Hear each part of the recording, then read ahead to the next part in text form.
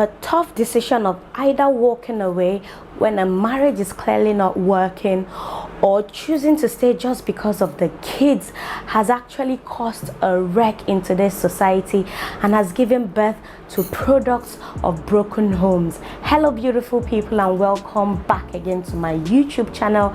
It is your favorite baby girl, Dyna Ekwueme, in the building. And in today's episode of the Housewife series, I will be discussing and dissecting the aftermath caused by the psychological damages of a broken home. Some of you are looking at me like, today's episode, are we even ready? It's like we're going to run away from YouTube just because of Mama Dyna. Sincerely speaking, there are so many adults walking around, that are just not what they should have turned out to be, just because they came from a family where there was that atom of physical abuse, emotional abuse, or just any abuse of some sort. There are, in fact, as people, we do not even look like what we are going through. Talk less of what we've been through. We don't look like where we've come from. And today I'll be sharing some of my truths, growing up in a broken home, growing up in an abusive home. And in today's episode, it's kind of like pouring it out there, because I know some of you, this may be coming as a shock, like, Mama Dyna, how? My parents are actually separated.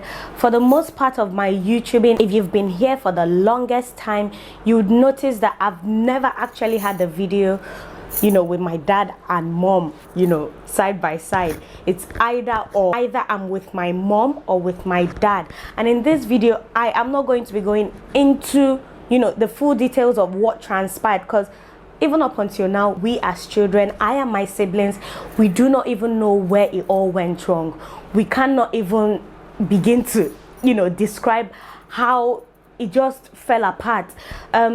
I'm not going to be going into so much details, because that's their personal life, that's their problem. I'm only going to be discussing in this video what we experienced growing up, what we saw from both my dad or my mom, how it affected me psychologically, it affected the relationship I eventually had with myself, with the people around me. It affected my education, it affected my spiritual life, it affected literally everything that was revolving around me, during my childhood and my teenage life. I bet some viewers, some dynamites, I don't know, let me know in the comment section, are you a product of a broken home, a single parent scenario? I know it's never the same, are you a co-parenting product? Are you a product of a marriage that was filled with the purest form of love? I would really love to know, what was your parents' relationship like? Do you feel like being married, or even as a single person, what you saw, growing up, what you saw your parents, the relationship that they had growing up, affected your life? Let's get the discussion popping down there before we dive into this hot one. Anyway, there were two types of abuse that I witnessed growing up. The emotional form of abuse, which I can't say which is coming from who, because like I said, I don't want to go deep into my parents' personal life. There was that form of emotional abuse, there was that form of physical abuse, violence, as Nigerians may call it, violence. Yes, there was an atom. I wouldn't even say an atom. There were a series of domestic violence, in my parents' marriage growing up. And when we were still little, that when I say we, anytime I say we, I mean I and my siblings, so you know what I'm talking about. When we were growing up, when we were still little, say below 12, we didn't understand as children, what's happening, what's going on, because I barely remember seeing my parents having this kind of romantic relationship. Even normally inside this Nigerian society, how many times do you see romance? Bang, bang, bang, you don't see woman don't carry belly.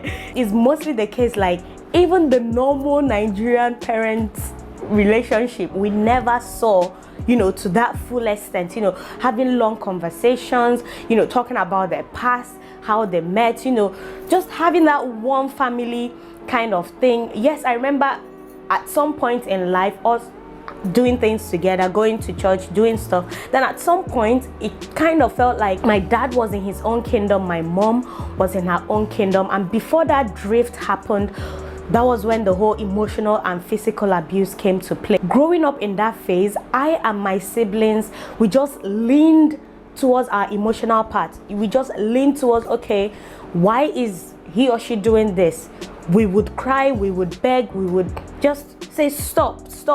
Just the things kids do, just leaning on the emotional part without understanding who was at fault. We didn't even know there was anything like emotional abuse. We just felt like, oh, it was one-sided, it was one party. But then both my parents had their issues with living together as husband and wife. When it came to parenthood, when it came to being a mother and a father, my parents were the best of the best. I can't even describe. My dad provided me with literally, when I say literally, anything and everything that I could ever ask for in life. He's literally the best father in this world. My mom, the same thing. My mom literally inculcated that spirituality in me from that early age, which I'm struggling to do with my kids. She was everything I could ever ask for in a mom. But then we didn't understand how they couldn't merge those two aspects together, fatherhood and husbandhood, would I say, and wifehood and motherhood. We didn't understand how they could be the best father and mother, but couldn't be the best husband and wife to each other.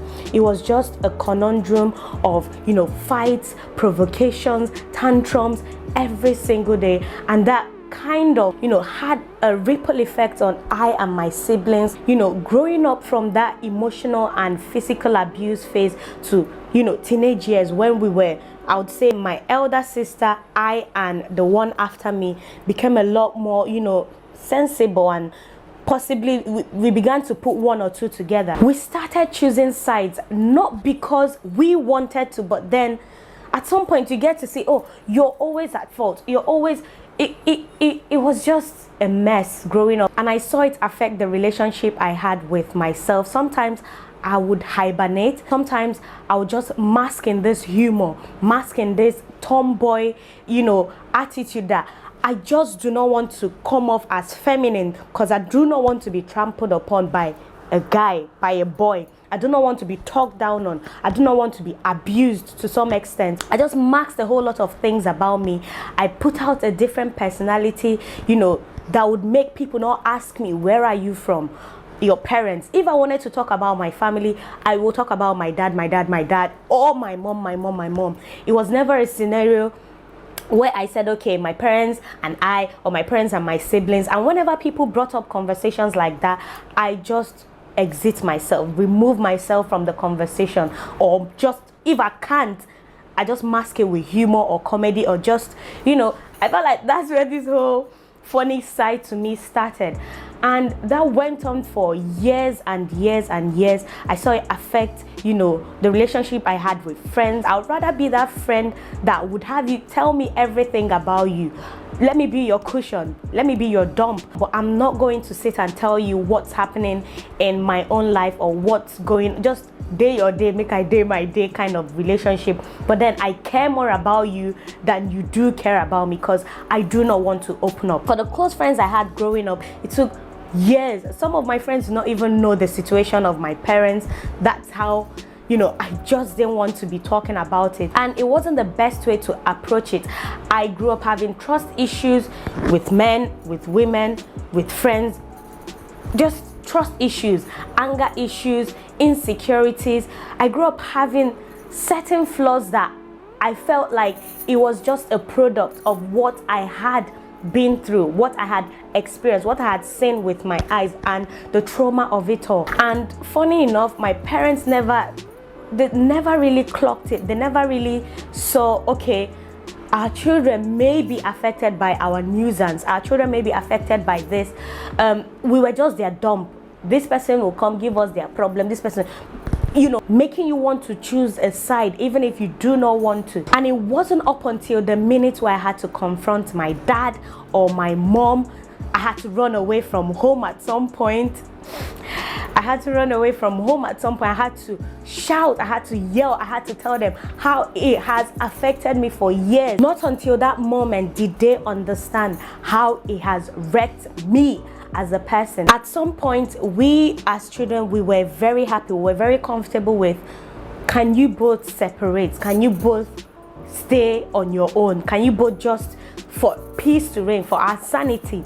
My mom, I remember, was always saying, oh, I'm staying for the kids, I'm staying for you guys, when we're clearly telling you to leave. Sometimes I do wonder, when they noticed that it wasn't working and they chose to walk away from it or stay on their own, co-parent peacefully without, any form of abuse or whatsoever, could things have turned out better with me? Could I have been a better person? Even up until now in marriage, I still struggle with some of the flaws that I did mention.